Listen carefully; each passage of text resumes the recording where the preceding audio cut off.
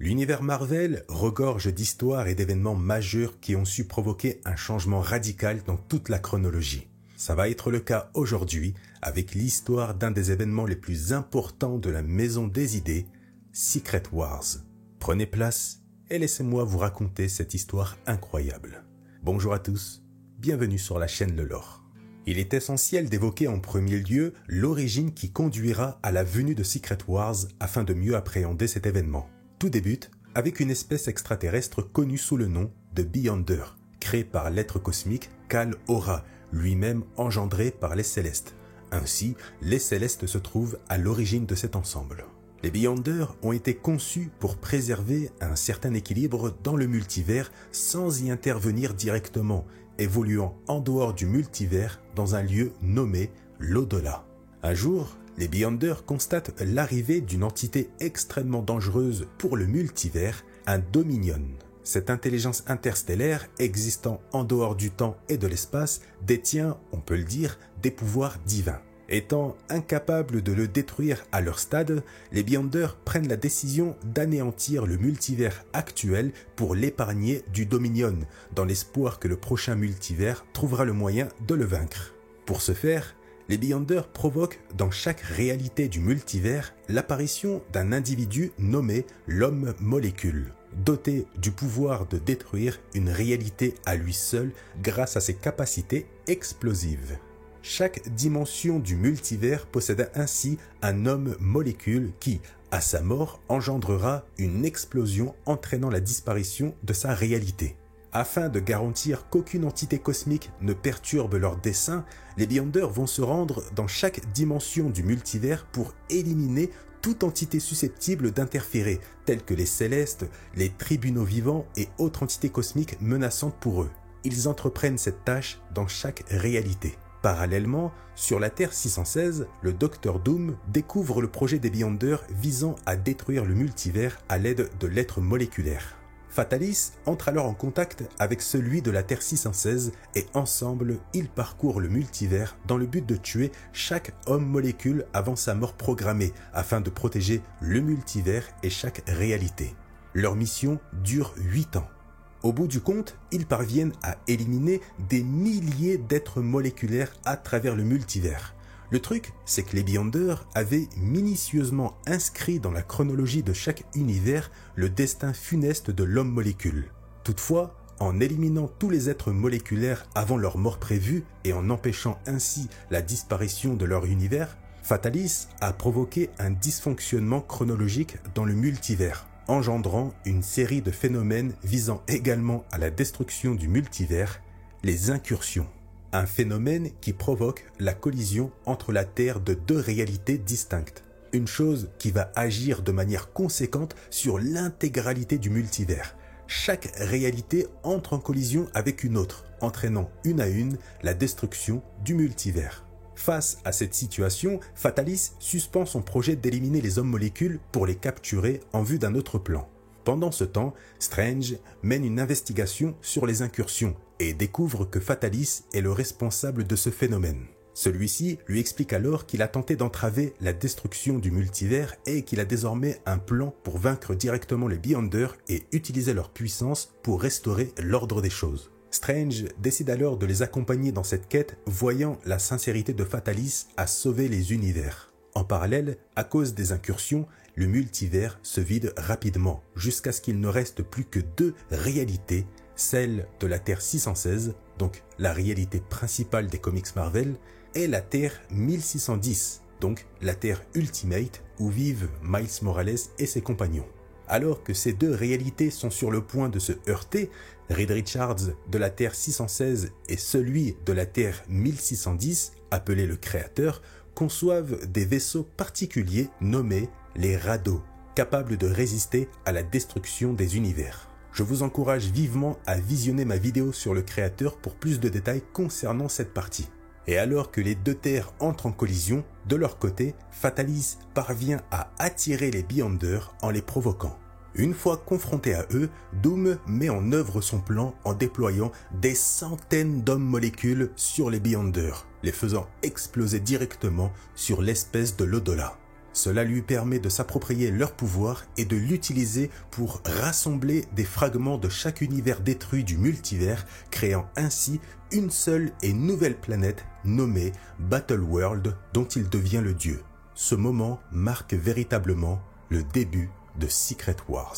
Dès lors, c'est un nouveau départ sur cette terre réunissant de multiples réalités. Aux yeux des habitants de ce monde, avant, il n'y avait rien, jusqu'à ce que Fatalis crée d'abord la lumière, donc le soleil, puis la terre sur laquelle il se trouve, faisant ainsi de lui le dieu ultime qu'il prie tous. Bien sûr, tous ont oublié le passé concernant le multivers, les différentes réalités, etc.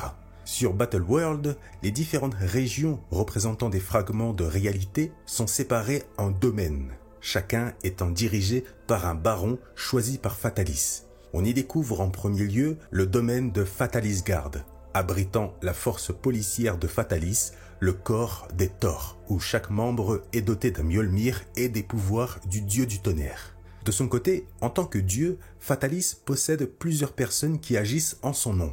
Le bras droit de Dieu incarne la loi, à savoir le corps des Thor et le shérif, tandis que son bras gauche est représenté par un groupe de scientifiques connus sous le nom de la Fondation. Un jour, dans le domaine d'Utopolis, la Fondation fait la découverte d'une imposante structure enfouie sous terre qui s'avère être l'un des 2 radeaux ayant survécu à la destruction du multivers tel que c'était prévu. Pendant ce temps, le corps des Thor se dirige vers un autre domaine, le bar sinistre, dirigé par le baron Sinister. Ils affirment être là sur ordre de Dieu pour appréhender le baron et le traduire en justice pour ses méfaits. Par la suite, ils se téléportent tous directement devant le dieu Fatalis, vêtu d'une armure blanche et accompagné de ses conseillers les plus proches, notamment le shérif Strange, qui est la voix de Fatalis. C'est-à-dire que si ce dernier ne prend pas la peine de prendre une décision, c'est Strange qui tranchera. En somme, Sinister est accusé par le baron du domaine de la Haute-Avalon de s'être allié à un autre domaine dans le but d'envahir la Haute-Avalon, ce qui est expressément prohibé par la loi. Les domaines n'ont pas le droit d'interagir entre eux, sauf exception. Il existe des frontières qui ne doivent pas être franchises. Chaque domaine doit rester à sa place dans son coin. Fort de preuves, le shérif Strange déclare Sinister coupable et lui impose de verser une somme considérable en or ou de céder une partie de son territoire à l'accusateur. Mais Sinister refuse et exerce son droit en tant que baron de défier en duel à mort l'accusateur. Sinister provoque alors en duel le frère du baron de la Haute-Avalon, Brian Braddock. Dès le début du duel, Brian décapite Sinister. Mais ce dernier, grâce à ses dons mutants de régénération, se relève promptement et prend le dessus sur son adversaire jusqu'à l'exécution. Mais avant que cela ne se produise, le dieu Fatalis intervient enfin. Tous s'agenouillent alors devant lui. Fatalis, indifférent à leur querelle, met en lumière une autre rumeur concernant une alliance que le baron de la Haute-Avalon aurait eue avec des dissidents dans le but de renverser le règne de Fatalis. L'accusateur devient tout d'un coup l'accusé. Après que le baron ait avoué effectivement avoir pris part à cette conspiration, Fatalis ordonne l'exécution publique de toute la famille du baron. C'est alors que Suzanne, qui est son épouse dans cet univers, intervient et implore un minimum de pitié concernant son jugement. Ce dernier revient alors sur son jugement et arrête seulement le baron de la Haute-Avalon pour l'envoyer en un lieu appelé le Bouclier. Il s'agit d'une structure immense qui sépare les différents domaines de Battleworld à l'horreur qui se déroule de l'autre côté. Fondamentalement, derrière le mur se trouvent 3 domaines jugés trop dangereux pour faire partie du reste de Battleworld. Les Deadslands, un domaine envahi par des zombies, New Xandar, qui lui est envahi par une armée d'insectes, et le domaine Perfection, envahi par l'intelligence Ultron. Toutes les personnes jugées coupables d'un crime grave à Battleworld sont envoyées mourir derrière le mur. Tel est le sort du baron, exilé dans le domaine des Deadslands où il affronte des vagues de zombies jusqu'à sa mort. Désormais, vous avez acquis une compréhension concernant cette nouvelle réalité. Une vidéo traitant des différents domaines de Battleworld arrivera prochainement. C'est génial pour l'instant, non ? Personnellement, j'adore. Les concepts de domaine, du bouclier, etc. C'est trop cool. Bref. Poursuivons. À la suite du procès, Valeria, la fille ultra intelligente de Fatalis, et Suzanne, qui travaille pour la fondation, informent le shérif Strange de la découverte du radeau dans le domaine d'Utopolis qu'on a vu précédemment. Elle souligne notamment que la date de création de ce radeau remonte à une époque antérieure à la création du monde par Fatalis, ce qui semble impossible pour eux. Pour rappel, ils n'ont plus de souvenirs antérieurs à cette époque. Le shérif dépêche alors le dirigeant des Thors sur place afin de mener une enquête approfondie. Cependant, lors de l'ouverture de la porte du radeau, le vieux Thor est violemment attaqué et exécuté avec une facilité déconcertante. C'est à ce moment que la cabale, dirigée par Thanos et accompagnée du Créateur, émerge du radeau. Tous proviennent de la Terre 616, excepté le Créateur issu de la Terre 1610. Ils n'ont pas été effacés du multivers grâce au radeau et conservent donc leurs souvenirs. Je vous recommande une nouvelle fois de visionner la vidéo sur le Créateur afin de comprendre comment celui-ci et la cabale se sont réunis. Incertain de leur emplacement, Thanos interroge, à sa manière, les personnes présentes. C'est alors qu'il découvre que Fatalis est devenu un dieu et qu'il se trouve sur Battleworld. Peu après, le shérif est rapidement informé de la situation et se rend avec le reste du corps des Thors sur les lieux pour en apprendre davantage sur ces visiteurs qui ont eu le temps de prendre la fuite. Alors qu'il déploie tous les Thors pour enquêter sur la disparition de la cabale, Strange fait une découverte surprenante. Un visiteur est toujours présent dans le radeau. C'est alors qu'il découvre Miles Morales qui avait réussi à se faufiler dans le radeau avant l'incursion.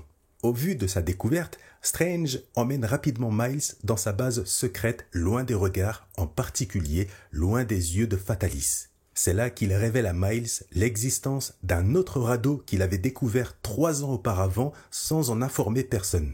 La découverte du radeau à Utopolis n'était donc pas si surprenante pour lui, car il en possédait déjà un qu'il n'avait jamais ouvert par méfiance du contenant et de Fatalis à l'époque. Strange décide alors qu'il est temps d'ouvrir celui qu'il a en sa possession et découvre cette fois-ci non pas des méchants, mais des héros issus de la réalité 616 tels que Peter Quill, Captain Marvel, Peter Parker, Mighty Thor, Cyclope possédé par la Force Phoenix, Black Panther et Reed Richards. C'est alors que Strange avoue que sa mémoire n'a pas été effacée comme les autres. Il se souvient de sa vie antérieure sur la Terre 616 et est ravi de retrouver ses amis. Il explique que Battleworld existe depuis 8 ans et que Fatalis en est devenu le dieu en les sauvant tous. Une révélation qui choque tout le monde, en particulier Reed qui reproche à Strange de ne pas les avoir libérés du radeau plus tôt. En effet, de leur point de vue, la destruction du multivers s'est produite il y a quelques minutes puisqu'ils ont ensuite été mis en stase. Le problème est que, avec le temps, Strange s'est véritablement rallié à Fatalis, considérant qu'il avait bien sauvé ce qui restait du multivers et qu'il était malgré tout un excellent dirigeant. Une affirmation qui déplaît à Reed. Strange avoue alors que lorsque Fatalis a eu accès au pouvoir des Beyonders pour sauver le multivers, ce dernier a proposé à Strange de prendre sa place en tant que dieu dans cette nouvelle réalité. Donc c'est Strange qui aurait dû devenir dieu. Mais ne souhaitant pas porter ce fardeau, Strange a laissé Fatalis devenir dieu et créer Battleworld, jugeant que c'était le meilleur choix, démontrant ainsi la sincérité du vilain dans sa volonté de sauver les réalités. Pendant ce temps, de l'autre côté de Battleworld, les Thors retrouvent la cabale dans les plaines d'Utopolis. Un violent affrontement commence et, comme à l'accoutumée, la puissance de Thanos renverse entièrement les Thors qui se trouvent incapables de se défendre. En un ultime espoir, les Thors adressent une prière à leur dieu Fatalis pour le prévenir de la situation, espérant obtenir son aide. Cependant, Fatalis, jugeant qu'il n'est pas nécessaire d'intervenir, préfère observer la situation. C'est alors que le shérif Strange arrive sur les lieux avec les autres héros pour affronter la cabale. En voyant Reed Richards sur le champ de bataille, Fatalis décide subitement de s'inviter au milieu de tout cela. Il confronte son pire ennemi, Richards, concernant sa présence dans son monde, et tandis que ce dernier explique sa survie grâce au radeau, Thanos intervient à son tour et provoque à sa manière Fatalis sur son statut de dieu. Pour démontrer ses pouvoirs divins, Fatalis fait exploser le champ de bataille devant lui en un seul lever de bras, en affirmant qu'en tant que Dieu, il est aussi puissant que miséricordieux et qu'il serait prêt à les épargner s'ils se mettaient tous à genoux devant lui. Cependant, au même moment, Cyclope, possédé par la force Phénix, intervient et calme rapidement les ardeurs de Fatalis avec ses pouvoirs de mutant combinés aux pouvoirs cosmiques du Phénix. Il déclare alors que ce monde leur appartient désormais tout en faisant fondre le prétendu dieu, marquant ainsi la fin de Fatalis. Le pauvre n'a pas fait long feu. Bien sûr, c'est une blague. Avant qu'il ne puisse terminer sa phrase, Fatalis saisit Cyclope par le cou, démontrant ainsi son omnipotence. Il ne peut pas être tué ni blessé. C'est un dieu. Sans aucune difficulté, il écrase la gorge de Cyclope, le tuant sur le champ, lui et la force Phénix. Face à cette terrible scène, Strange utilise ses pouvoirs pour téléporter rapidement chaque héros et vilain loin du champ de bataille afin d'éviter qu'ils ne subissent le même sort. Fatalis, conscient qu'il les a téléportés, lui ordonne de les ramener, mais le shérif refuse. Victor tente alors de le convaincre, en le prenant notamment par les sentiments, lui disant qu'ils sont devenus amis avec le temps, qu'ils ont vécu beaucoup de choses, etc. Mais Strange persiste, ne pouvant se résoudre à laisser ses amis mourir de cette manière. Il affirme également à Fatalis qu'en dépit de son statut de dieu et de sa puissance, il éprouve toujours de la peur envers Reed Richards. D'un simple geste, Fatalis désintègre Strange de son monde sans la moindre trace de pitié, n'ayant pas aimé entendre la vérité. Waouh, c'était incroyable. Le lendemain, des funérailles sont organisées pour Strange, tout en ayant dissimulé le fait que Fatalis ait été responsable de sa mort. Malgré tout, Victor reste figé devant la statue commémorative de Strange durant des heures jusqu'au soir. Il se confie ensuite à sa fille Valeria, lui ordonnant de trouver rapidement les intrus avec les ressources de la Fondation. Une fois seul dans le jardin, il ouvre le passage vers une dimension de poche révélant la présence de l'homme-molécule depuis le début. Et oui, vous l'aviez oublié. Alors, pourquoi est-il enfermé ici? L'homme-molécule, grâce à ses facultés, a servi de canal pour capturer les pouvoirs des Beyonders afin de les transférer à Doom. Fatalis garde l'homme-molécule caché car il est la source de son pouvoir divin et de celui de Battleworld. Et il ne veut pas que cela soit découvert, car la disparition ou la mort de l'homme-molécule entraînerait la perte de ses pouvoirs, exposant ainsi un risque d'exploitation par autrui de le défaire de son règne. Il a donc emprisonné l'homme-molécule dans cette dimension de poche secrète. Sans lui, il n'est qu'un homme. 3 semaines après les événements, sans parvenir à retrouver les intrus, Fatalis apprend qu'une alliance rebelle est en train de se former dans plusieurs domaines dirigés par un homme appelé le Prophète, sans plus de détails. De son côté, Valeria, la fille de Fatalis, se méfie de plus en plus de son père depuis la mort de Strange et s'est donc concentrée sur la découverte de la véritable source du pouvoir de Fatalis qu'elle a réussi à identifier à l'aide de son équipe. Pendant ce temps, de l'autre côté de Battleworld, nous retrouvons les deux Reed Richards, cherchant un moyen de se débarrasser de Fatalis ensemble. Étant tous deux sur la piste du pouvoir de Fatalis, ils envoient les deux Spider-Man, Peter Parker et Miles Morales, enquêter directement dans le domaine de Fatalis au château. Après avoir réussi à infiltrer les lieux, sur place, ils rencontrent Valeria qui a découvert l'ouverture dimensionnelle menant à la source du pouvoir de Fatalis. Mais ne souhaitant pas découvrir la vérité par peur d'être déçue par son père, Valeria laisse les deux Spider-Man y aller à une seule condition, qu'ils répondent à une question. Est-ce qu'une personne de leur groupe aurait pu tuer Strange? Peter répond que non, puisqu'il n'était plus là lors de sa mort, confirmant ainsi les soupçons de Valeria depuis le début. C'est son père qui est responsable de la mort de Strange. Une fois entrés dans la chambre, les deux Spider-Man rencontrent l'homme-molécule qui leur demande s'ils ont quelque chose à manger. Heureusement, Miles avait un burger sur lui sans que l'on sache pourquoi. Posez pas de questions. Grâce à cela, l'homme-molécule avoue au Spider-Man être la source d'énergie qui alimente les pouvoirs de Fatalis depuis le début. Pendant ce temps, Black Panther et Namor retournent dans le repère caché de Strange. À l'intérieur, ils découvrent un message holographique posthume de Strange informant ses invités qu'il avait collecté au fil des années des artefacts susceptibles de vaincre le dieu, notamment le redouté gant de l'infini. T'Challa décide alors de l'emporter avec lui dans le but de préparer le futur coup d'État. Du côté du bouclier, nous retrouvons le titan fou incarcéré. Il découvre alors que le mur du bouclier ainsi que la prison est en réalité constitué du corps de Ben Grimm, la chose des 4 fantastiques. Thanos lui fait prendre conscience que si son dieu l'a placé ici, c'est parce qu'il avait en réalité peur de lui. Grâce à sa persuasion, Thanos parvient à réveiller la conscience de la chose qui se libère enfin de son devoir, détruisant ainsi le bouclier qui l'entourait et protégeait Battleworld.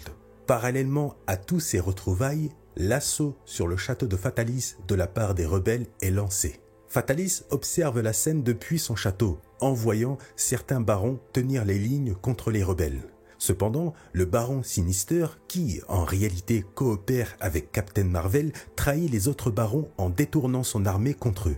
De son côté, Mighty Thor, infiltré parmi les Thor, parvient à convaincre le corps présent que Fatalis est un imposteur, les persuadant qu'ils ont tous été trompés et qu'il n'est pas le dieu qu'ils pensent. Grâce à cela, elle prend la tête du groupe et se précipite vers le champ de bataille pour affronter, aux côtés des rebelles, les différents barons servant Fatalis. Victor réalise alors qu'il est trahi de toutes parts, mais garde son calme.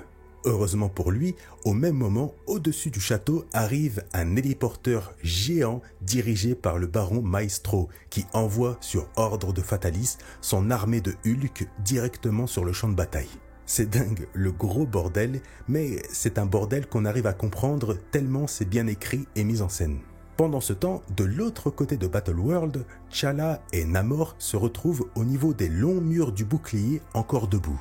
Black Panther fait alors exploser une partie du mur, créant ainsi une brèche donnant sur le domaine des Deadslands, libérant ainsi tous les zombies. Cependant, le roi du Wakanda, aidé par son gant de l'infini, parvient à prendre le contrôle de toute la foule assoiffée de sang, faisant d'elle son armée de morts prête à rejoindre la bataille. Simultanément, la situation voit l'intervention de la chose sur le champ de bataille. Il saisit avec force le gigantesque vaisseau de Maestro et le projette violemment au sol à proximité du champ de bataille. Et ce n'est pas fini, puisque Thanos, accompagné des forces des 2 domaines interdits, fait son arrivée, contraignant Fatalis à intervenir en se téléportant face à lui. Mais sans être vus, les 2 Reed Richards, accompagnés de Peter Quill, réussissent à infiltrer le château et se dirigent à 2 vers l'endroit où l'homme molécule est détenu, tandis que Peter, lui, reste à l'arrière combattre l'un des serviteurs de Fatalis. Ça part dans tous les sens. Du côté de Valeria, souhaitant montrer à sa mère ce que son père cache, l'emmène elle aussi vers l'homme molécule et tombe au même moment sur les 2 Reed Richards. De son côté, Peter en profite pour libérer un morceau d'arbre dans le château, qui se révèle être Groot prenant une taille immense détruisant le château. Quel gros bordel! Fatalis, de son côté, offre à Thanos la possibilité de se rendre en échange d'un titre de baron et d'un domaine, mais ce dernier rejette la proposition en se moquant de lui. Sans difficulté, Fatalis transperce le corps du titan fou et à la manière du Predator, lui arrache la colonne vertébrale de son corps, éliminant ainsi Thanos. Ça c'est violent. Mais à ce moment précis, un portail s'ouvre, laissant entrer des milliers de zombies sur le champ de bataille, ainsi que Namor et T'Challa, prêts à tuer le faux dieu une bonne fois pour toutes. Fatalis réitère son offre d'offrir le titre de baron et un domaine à T'Challa et Namor en leur assurant que s'il cesse toute résistance, il s'engagera à reconstruire l'Atlantide et le Wakanda. Cependant, les 2 héros ne prêtent aucune attention à cette proposition et engagent immédiatement le faux dieu en unissant leurs compétences, amorçant ainsi un affrontement cosmique. Mais malgré la formidable puissance du gant de l'infini, Fatalis parvient à prendre le dessus en mettant sévèrement hors combat les 2 personnages, démontrant ainsi que même le gant de l'infini ne peut rivaliser avec lui. Cependant, au bout d'un moment, il réalise que Namor et Black Panther n'étaient en fait que des diversions. Comprenant très vite cela, il se téléporte immédiatement hors du champ de bataille pour rejoindre la chambre où l'homme molécule est emprisonné. Et à sa grande surprise, il découvre Reed Richards, celui de la Terre 616, puisque le créateur a essayé de la mettre à l'envers et a donc été éliminé de la partie. Dans un élan de colère, Fatalis tente de faire disparaître Reed avec ses pouvoirs, mais constate avec stupéfaction que ses efforts demeurent vains. En effet, l'homme molécule a égalé ses pouvoirs à ceux de Reed Richards afin de se venger de toutes ces années durant lesquelles il a été utilisé sans rien obtenir en retour et de l'avoir enfermé dans cette dimension de poche. Ayant désormais un niveau similaire, Reed et Fatalis s'engagent dans un féroce affrontement où chacun porte des accusations contre l'autre. Reed soutient que même si Victor a accompli des actes bénéfiques en sauvant les vestiges du multivers, il aurait pu faire davantage, mais la peur de perdre Battleworld et son statut de dieu l'a retenu. Fatalis, de son côté, reproche à Reed de croire qu'il aurait pu agir différemment s'il avait eu le pouvoir de Doom, ce à quoi Reed avoue finalement qu'il aurait sûrement agi de la même manière, mais en mieux. L'homme molécule, assistant à ce combat, donne finalement raison à Reed et lui transfère le pouvoir des Beyonders contre la volonté de Fatalis et détruit l'entièreté de Battleworld. Croyez-le ou non, mais ça finit comme ça. C'est clairement l'un des plus gros points négatifs avec cet événement, c'est sa fin ultra brusque. Grâce à ses nouveaux pouvoirs de Beyonder, Reed entreprend tout d'abord de recréer la Terre 616 exactement comme avant avec ses habitants, ses héros, sa famille, les vilains, etc.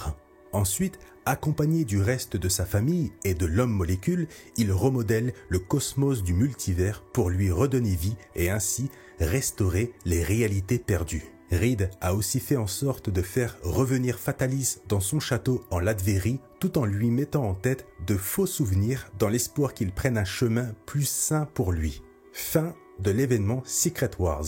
Je sais, c'est assez brusque, mais c'est comme ça. J'espère que cette longue vidéo sur l'événement Secret Wars vous a plu. On n'oublie pas le petit like si vous êtes toujours là. Ça récompense le travail fourni et c'est très important, le commentaire pour me donner votre avis sur le sujet et en plus ça participe au référencement de la vidéo. Sur ce, je vous laisse et je vous dis à une prochaine sur la chaîne Le Lore.